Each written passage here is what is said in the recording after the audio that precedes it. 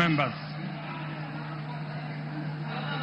estimates indicate that achieving these 4 priorities will require at least 5 trillion.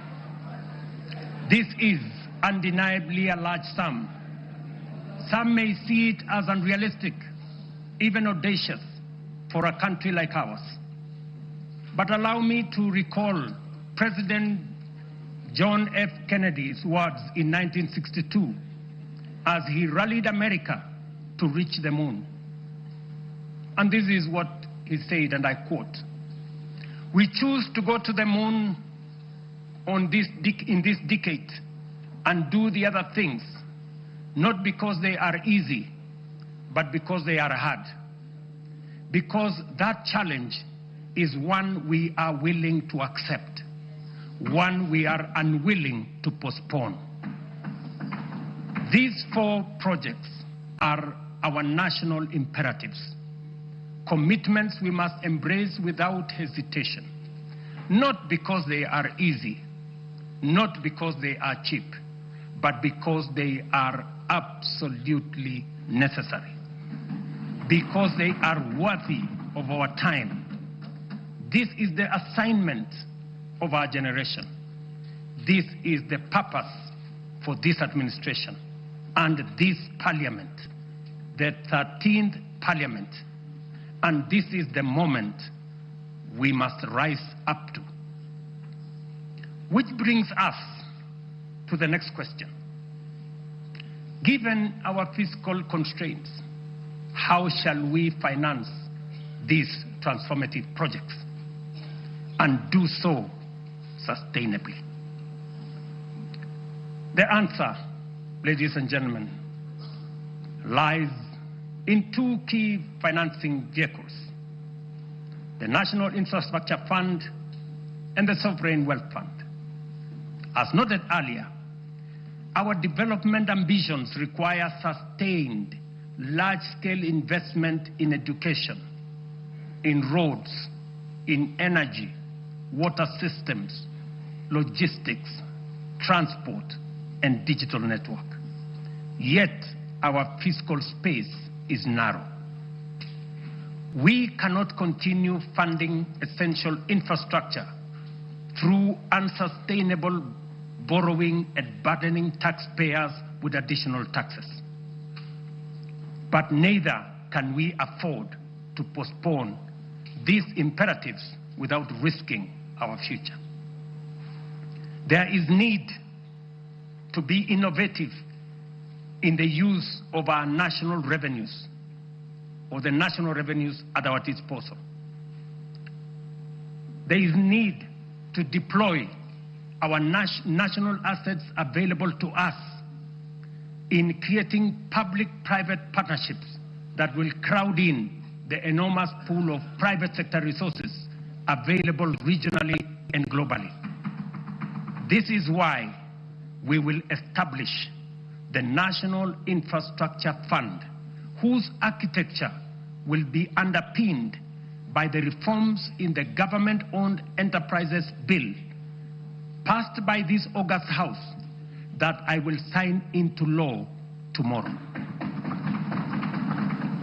This fund is the strategic solution that will provide a framework to innovatively scale up our resources to match our ambition.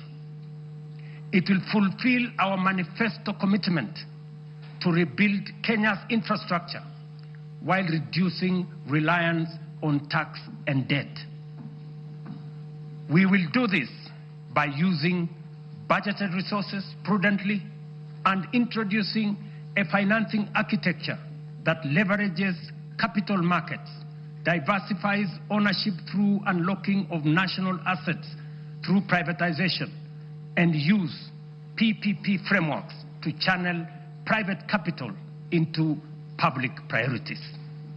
For decades, Kenya has privatized major public assets, from Kenya Airways to KenGen, from Kenya Re to Safaricom. Yet, we cannot point to enduring national assets built from privatization proceeds. because the funds were absorbed into budgets and spent.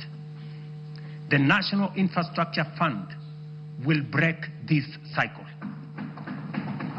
All proceeds from privatization will be ring-fenced, preserved, and reinvested into new infrastructure and wealth-creating assets.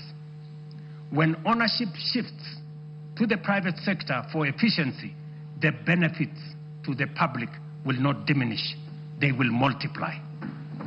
For every shilling invested from privatization proceeds, we aim to attract 10 shillings from long-term investors drawn from pension funds, sovereign partners, private equity, and development finance institutions. This multiplier will allow us to build critical infrastructure without adding to tax or debt burden. This model is proven. Australia's Future Fund, Singapore's Temasek, and UAE's Mubadala demonstrate that commercially run public investment funds can grow national wealth and deliver transformative infrastructure. The National Infrastructure Fund is therefore more than a financing tool.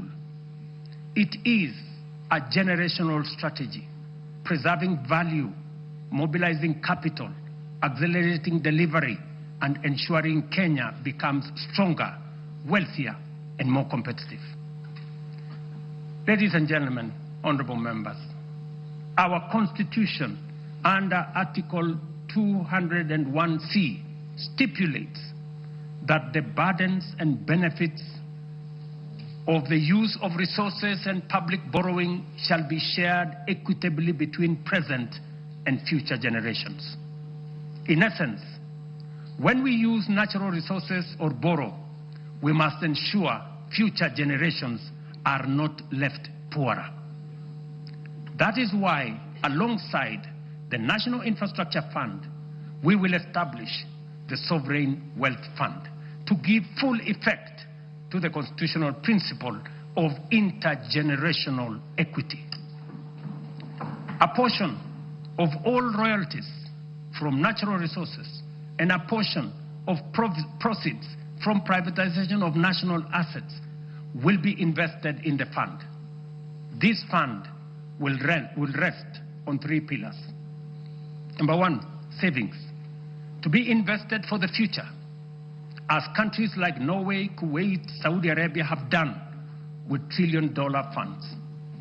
Number 2, stabilization, a buffer against global shocks, including commodity volatilities, pandemics, and geopolitical disruptions to ensure fiscal stability. And number 3, infrastructure. A carefully managed share will be invested in commercial terms to attract private capital to national projects while growing public wealth.